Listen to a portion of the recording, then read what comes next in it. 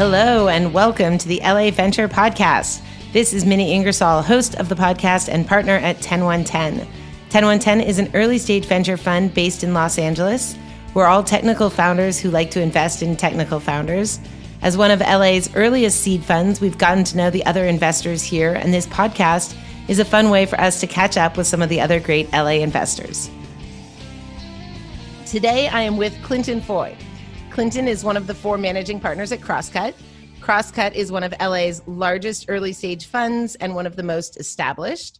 Before Crosscut, Clinton was COO at multi-billion-dollar Square Enix, a Japanese video game publisher known for Final Fantasy and other big-name franchises. Clinton, thanks so much for joining me on LA Venture today. Thanks so much for having me. So I was learning more about your background, and I was thinking that must have been quite a transition going from Square Enix, from a multi-billion-dollar public company, to joining the guys at Crosscut. It was a shock. I was driving into the office today, and we're in the midst of COVID right now, just as a snapshot. So no one's in the office.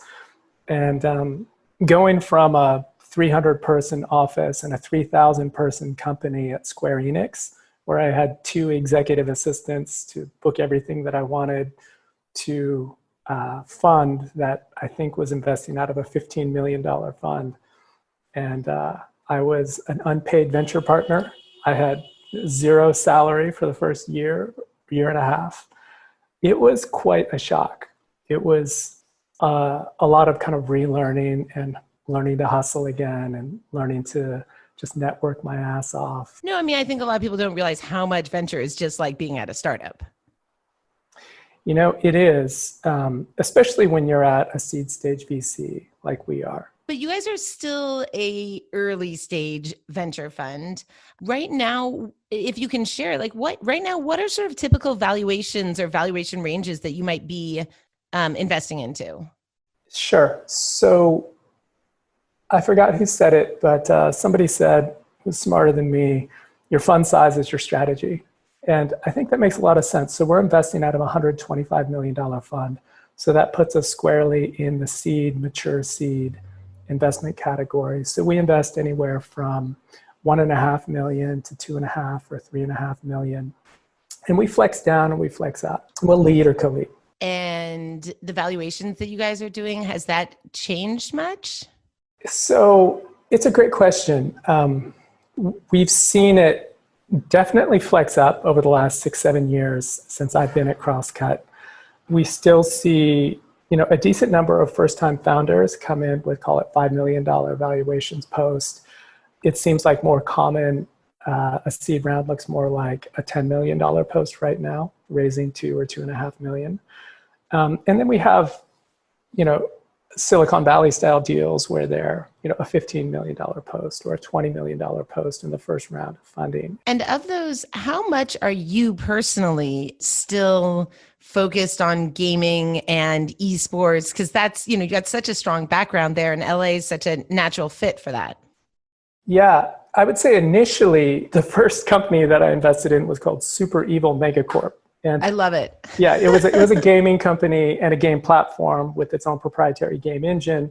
And the natural flow was I started seeing other game companies like Blitz eSports or Streamlabs.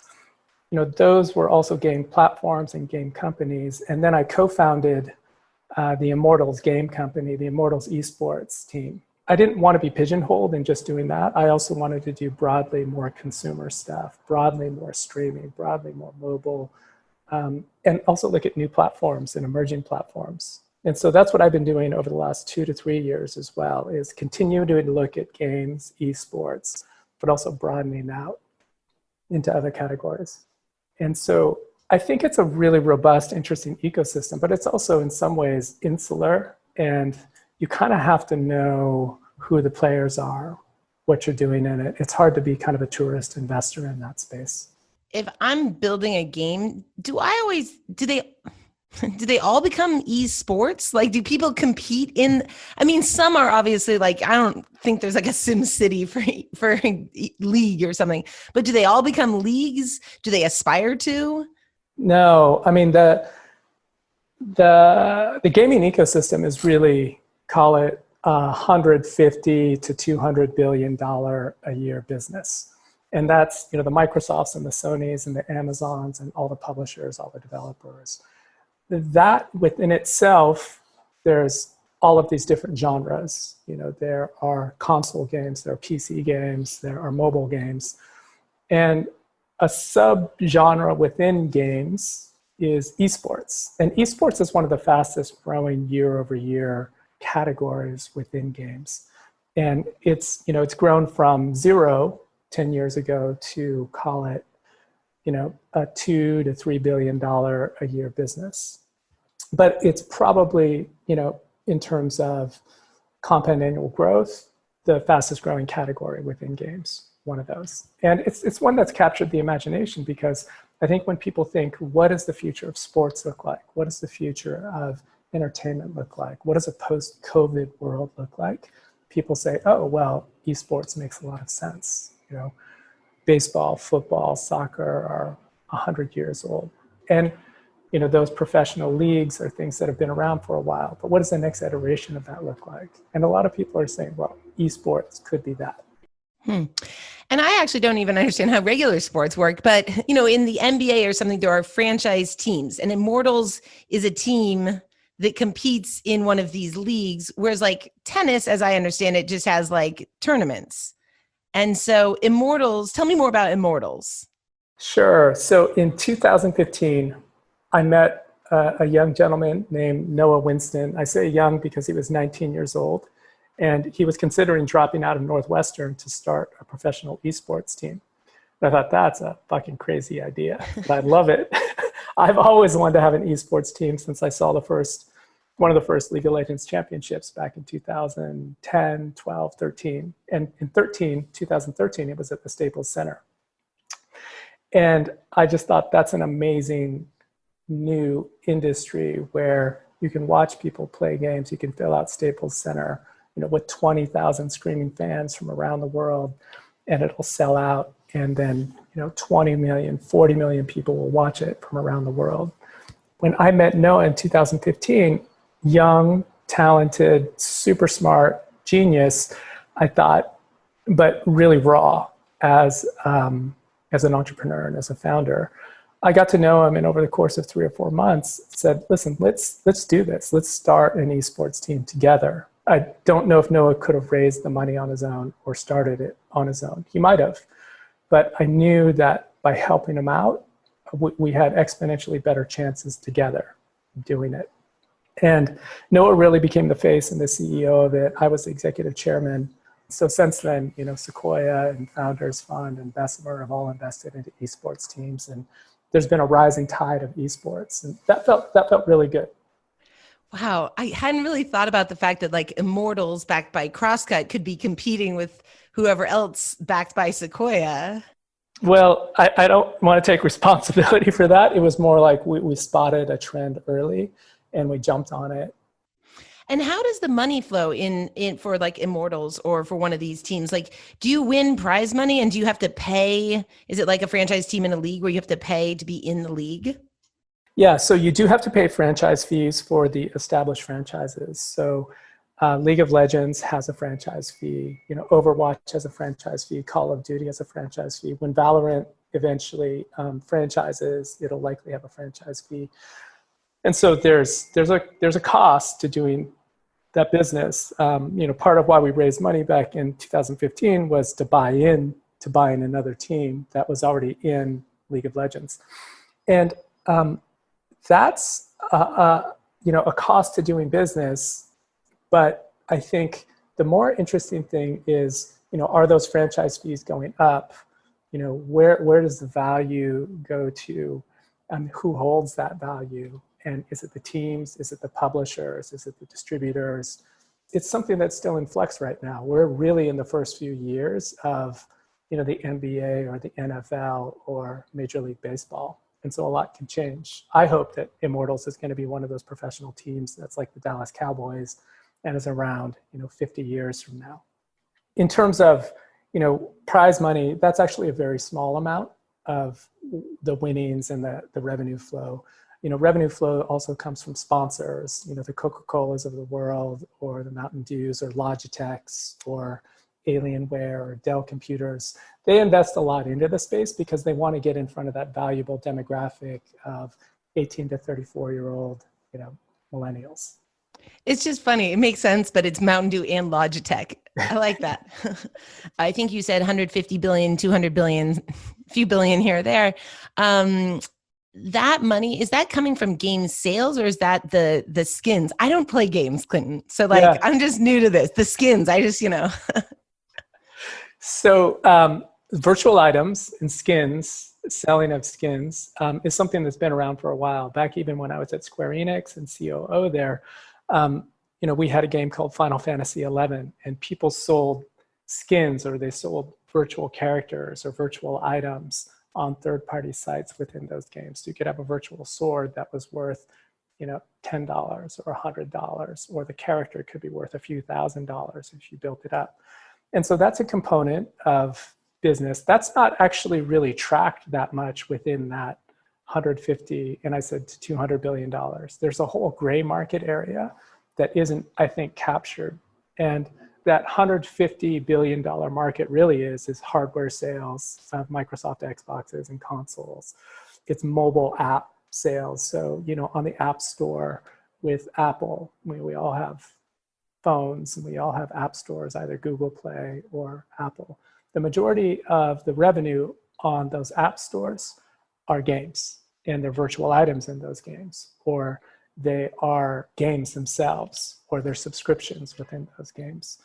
And I think Apple and Google and I think Amazon are really realizing that, and it's a strategic component of their growth as well. It's some of their biggest growing areas within their businesses. Are you following? I have not really been following the Basecamp. Just blew up on on fighting Apple about their 30% fee for in-app purchases. And do you think that gaming will go? How do you think the gaming ecosystem will evolve?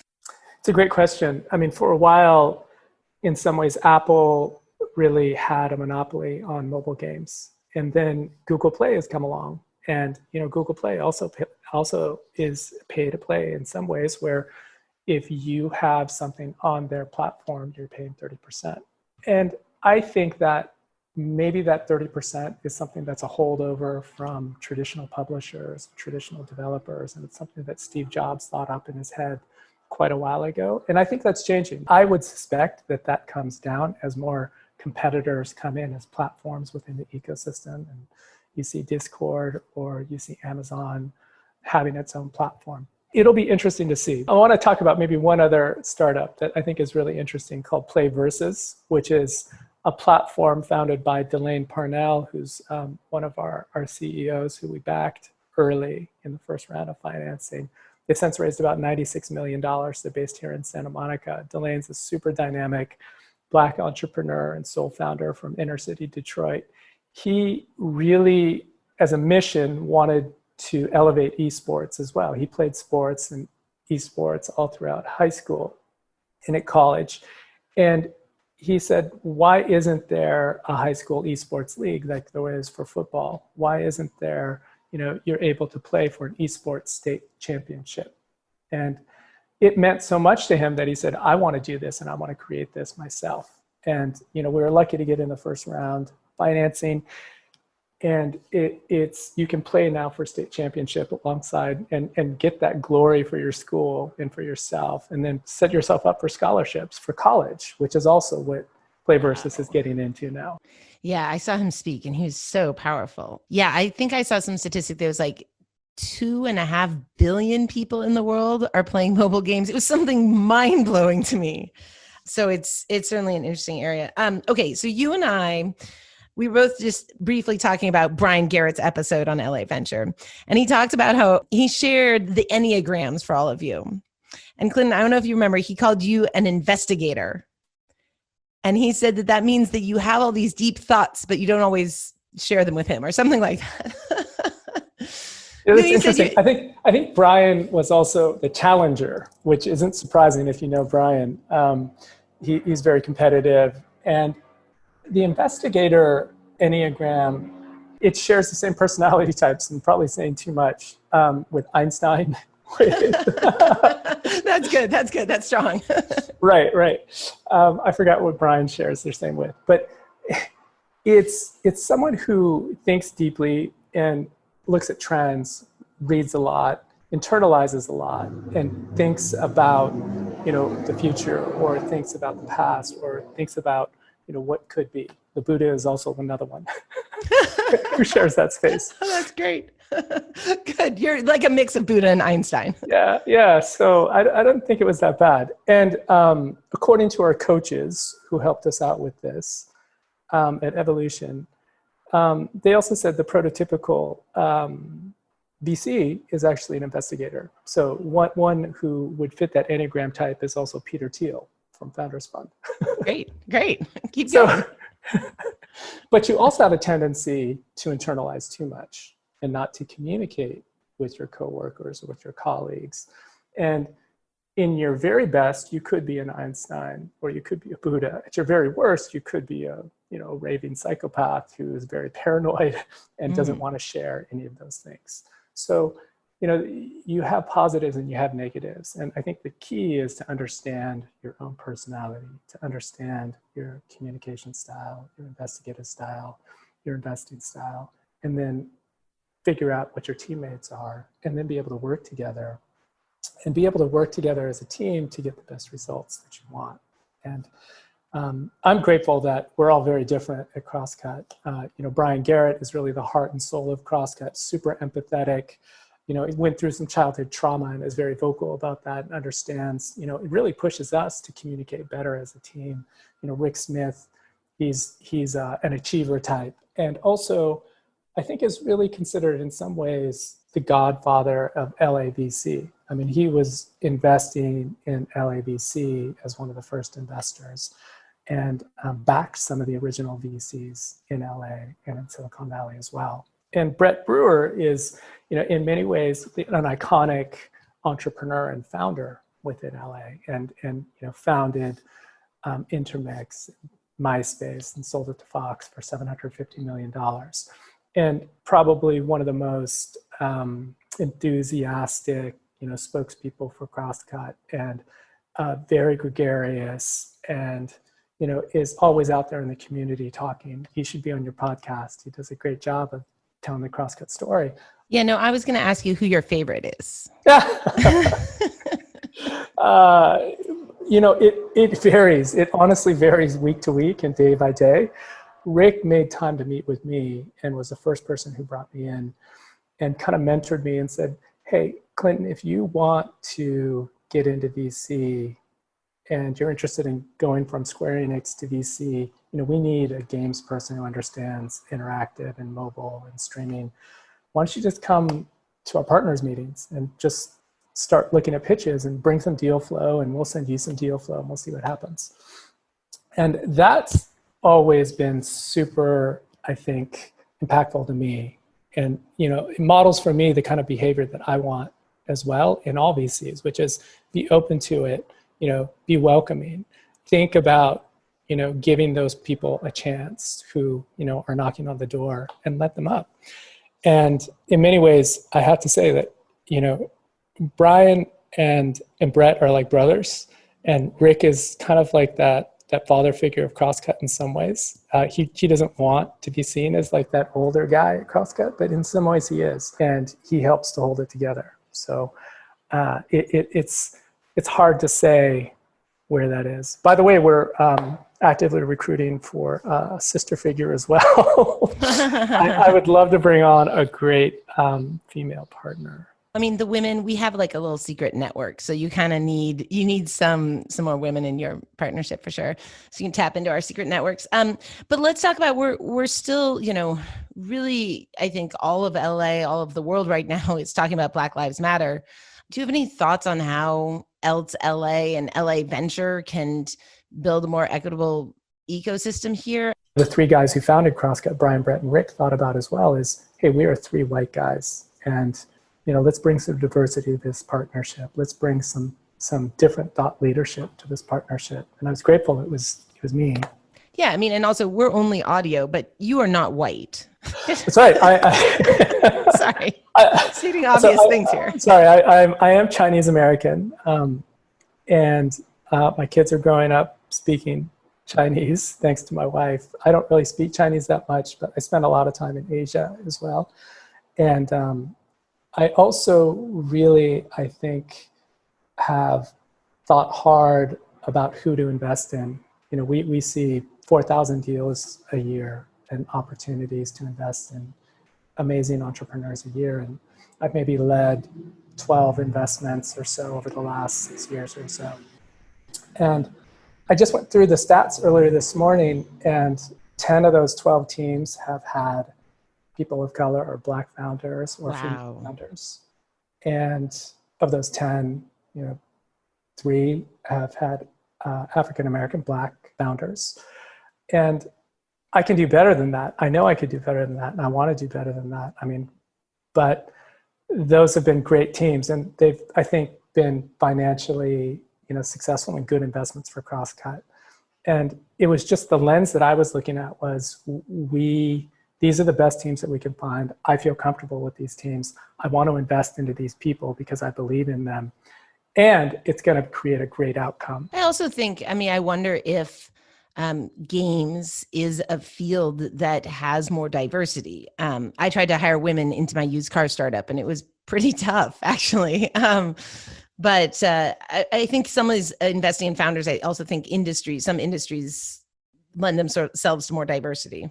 In many ways, I think games and eSports are an ultimate meritocracy. And I think you can have an online persona, or you can have an eSports persona that you develop yourself, and you can choose, in many ways to show as much or as little as you want of yourself. I mean, there are people who play online who might self-identify as a male, but play as a female with a female avatar. Or on Twitch, they might cross-dress as a male or as a female. And in many ways, I think the online community, while it does have its bullying, it does have its kind of white male, perhaps racist, small minority, the color of their skin doesn't matter, their language, it matters, how well they play. It matters how well they play with others. It matters the persona that they have. And I think that's pretty inspiring. I think that's what we want. Absolutely. I hadn't really thought a lot about it. I really hadn't thought about how race changes online, especially in games. I didn't mean to totally pigeonhole you, though, only talking about games and esports. When I started this question about Enneagrams, I'll tell you what I was really going to ask you was if you're the thinker and spending a lot of time reading and generating theses, I was going to ask if there's other areas that you're really diving into. Have you been looking at VR? Have you been looking at the future of advertising? What's on your mind lately? What have you been reading? I do think a lot about the future, and I read a decent amount of sci-fi. I've reread some sci-fi recently that I think is really interesting. I am just rereading Snow Crash by Neil Stephenson, which is an epic sci-fi kind of canonical novel about a future dystopian world that has a metaverse. And I've been thinking, what is the future? What does the metaverse look like? What do virtual beings look like in that metaverse? And, what are the startups that are going to be, the core technology that powers that metaverse? I think that's interesting. And in many ways, games is a part of that. Esports is a part of that. Your virtual persona, your virtual character and avatars are part of that. So that's something that's a thesis that I've been looking at and diving into. Personally, I love to run, and I love health, and I love yoga. And so I've been looking at also, health tech startups, or startups that help people get addicted to exercising in the same way that you can be addicted to games. And so we invested in the first round in a company called FitOn. It's a FitOn app, and it's the fastest growing mobile fitness app on the App Store. And it's just surpassed Peloton, just surpassed Nike. And the founder is amazing. It seems like a lot of these different pieces of our regular universe are colliding online. I think that's right. And I think, that who knows what the future is going to look like 20 to 40 years from now. I mean, things have changed so massively in the last 20 years. I feel like in another 40 years, we could be living in a world where, we do work and live and, go to school all online, all through some kind of virtual interface. And we have these virtual personas. We have a true metaverse, but, with different platforms. We have one for education. We have one for entertainment. We have one for social.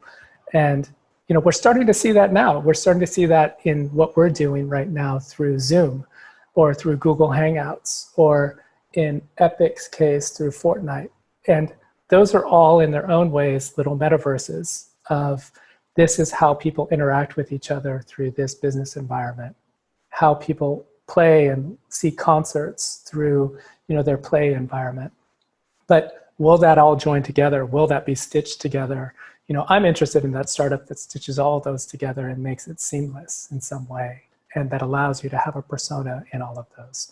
That's super interesting to me. I don't know when that world's going to exist, but in some ways I think to myself, well, maybe it's time to make that startup again, or to do that myself and to make that future that I want to see. I pulled a quote from the website. It said, if you don't prioritize your life, then someone else will, Clinton. So if you're going to build this startup, I'm all for it. We'll fund you. TenOneTen, we'll give you some money, Clinton. Thank you. I appreciate that. I think Crosscut might have first dibs, but we would love to co-invest with you on that, Minnie. Well, thanks so much for coming on the show, Clinton. It's been great to chat with you today. Thank you.